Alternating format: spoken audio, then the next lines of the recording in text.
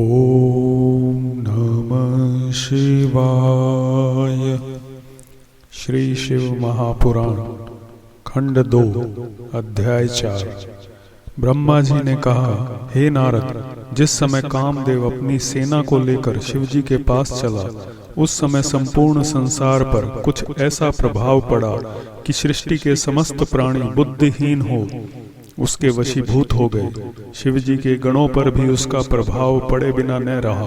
तब शिवजी ने यह जाना कि कामदेव उन पर विजय प्राप्त करने के निमित्त अपनी सेना को साथ लिए हुए आ रहा है, तो उनके ऊपर उसका कुछ भी प्रभाव न पड़ा। वे अपनी इंद्रियों को जीतकर अपने स्थान पर ध्यान मग्न बैठे रहे। उनके ऊपर कामदेव का कोई वश नहीं चला। तब कामदेव अत्यंत दुखी एवं चिंतित होकर वहां से लौट आया और कायरों की भांति मेरे सामने आकर पृथ्वी पर गिर पड़ा। तदुपरांत स्तुति करते हुए इस प्रकार बोला, हे पिता, मैंने अपनी सेना द्वारा संपूर्ण देवता, मुनि एवं अन्य जीवधारियों को तो वश में कर लिया, परंतु शिवजी के ऊपर मेरा कोई प्रभाव नहीं पड़ा। अब मुझे यह भय लग रहा है, कहीं वे मेरे ऊपर क्रुद्ध न हो जाएं।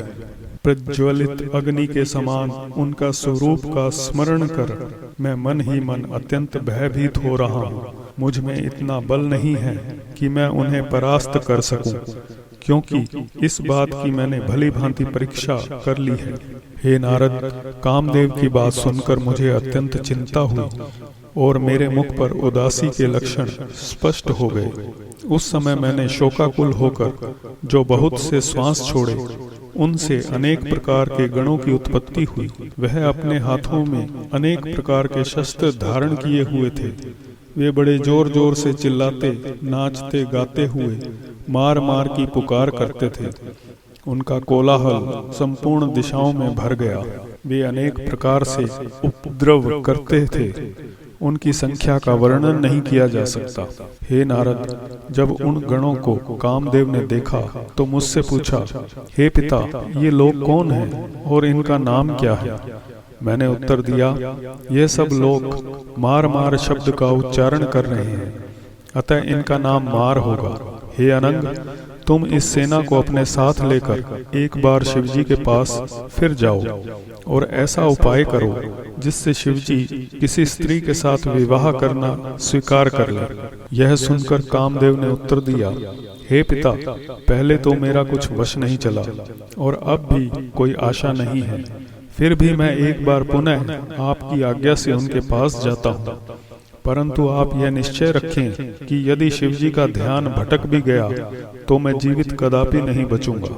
इतना कहकर कामदेव अपनी उस नई सेना को साथ लेकर वहां से चल दिया और उस स्थान पर जा पहुंचा जहां शिवजी ध्यान मग्न बैठे थे। सर्वप्रथम उसने पृथ्वी पर मस्तक रखकर शिवजी को प्रणाम किया। तदुपरांत उनकी प्रसन्नता के निमित्त अनेक प्रकार से उनकी स्तुति की। उसने प्रार्थना करते हुए कहा, हे प्रभु, मैं अपने पिता की आज्ञानुसार यह कार्य करने के लिए आया हूँ, अतः आप मेरे ऊपर कृपा बनाए रहें। इतना कहकर कामदेव ने अपने साथी वसंत को चारों ओर फैला दिया। उस समय संसार के किसी भी प्राणी का धैर्य स्थिर न रह सका, परंतु इतने पर भी शिवजी का ध्यान विचलित न हुआ।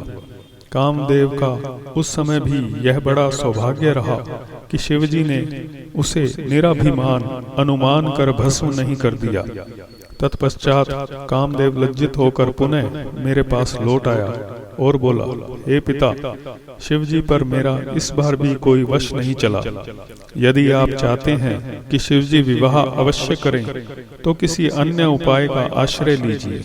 इतना कहकर कामदेव अपने घर को चला गया। उस समय मुझे अत्यंत निराशा तथा चिंता हुई।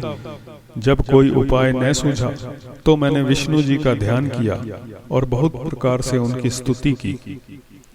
इति अध्याय 4। कर्पूरगारं